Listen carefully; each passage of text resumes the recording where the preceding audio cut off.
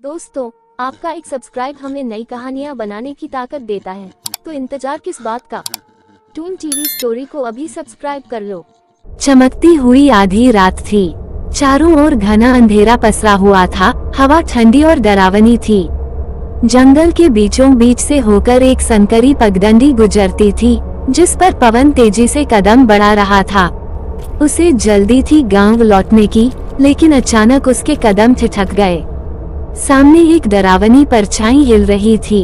वो कुछ सोच ही रहा था कि तभी उसके सामने एक भयानक भूतनी प्रकट हो गई।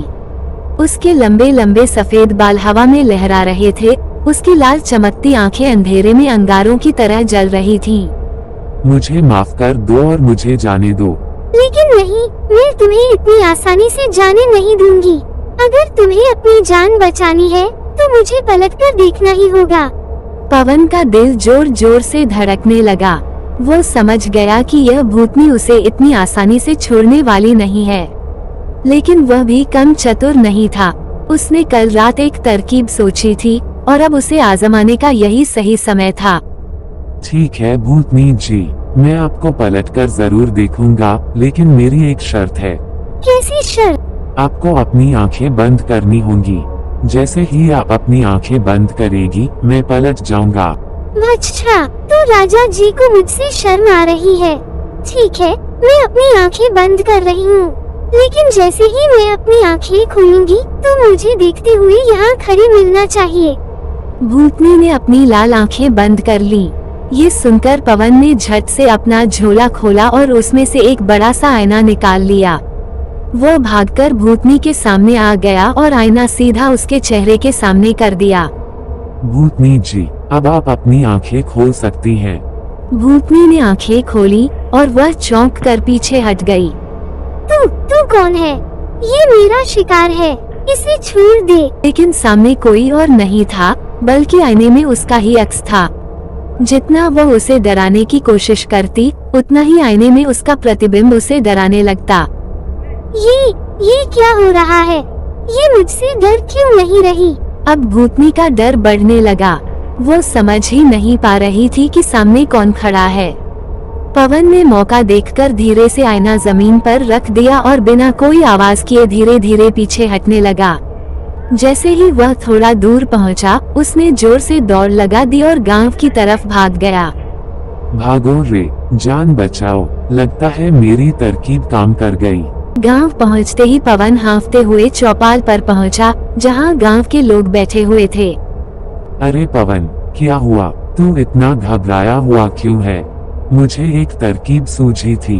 मैंने भूतनी को आईना दिखाया और अब वो अपने ही अक्स को देखकर डर रही है। हम सब मिलकर उसे हमेशा के लिए भगा सकते हैं। गांव वाले एक दूसरे की ओर देखने लगे। क्या आईना देखकर भूतनी डर गई? हाँ, अगर तुम सब मेरा साथ दो और अपने अपने हाथों में आईना लेकर जंगल चलो, तो हम हमेशा के लिए इस भूतनी से छुटकारा पा सकते हैं।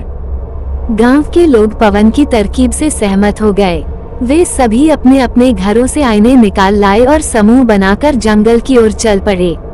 जब वे जंगल पहुंचे, तो भूतनी अभी भी अपने ही अक्स को डराने में लगी हुई थी। वो कभी चिल्लाती, कभी डरती, कभी गुर्राती, लेकिन आईने का प्रतिबिंब भी बिल्कुल उसी तरह उसकी नकल कर रहा था। तभी गांव वाले धीरे धीरे भूतनी के चारों ओर घेरा बनाकर खड़े हो गए। उन्होंने अपने अपने आईने उसकी ओर कर दिए। ओ भूतनी, तू यहाँ क्या कर रही है? ये जंगल अब हमारा है। अगर तू अभी के अभी यहाँ से नहीं गई, तो हम सब तुझे मार देंगे। भूतनी ने जब चारों ओर देखा, तो उसे हर तरफ अपनी जैसी कई भूतनियाँ नजर आने लगी। हाय रे, इतनी सारी भूतनियाँ कहाँ से आ गईं? उसका डर बढ़ता जा रहा था। जितना वह अपनी परछाइयों को डराने की कोशिश करती, उतना ही वे उसे डराने लगती। आखिरकार भूतनी घबराकर जोर से चीखते हुए जंगल से भाग गई। गांव की जीत। गांव वाले खुशी से झूम उठे। पवन भाई की जय, पवन भाई की जय। उन्होंने पवन को कंधों पर उठा लिया और गांव में ढोल नगाड़ों के साथ जश्न मनाने लगे। अब उनका जंगल हमेशा के लिए सुरक्षित हो चुका था। भूतनी कभी वापस नहीं आई और पवन की चतुराई की कहानियां सालों तक गांव में सुनाई जाती रहीं।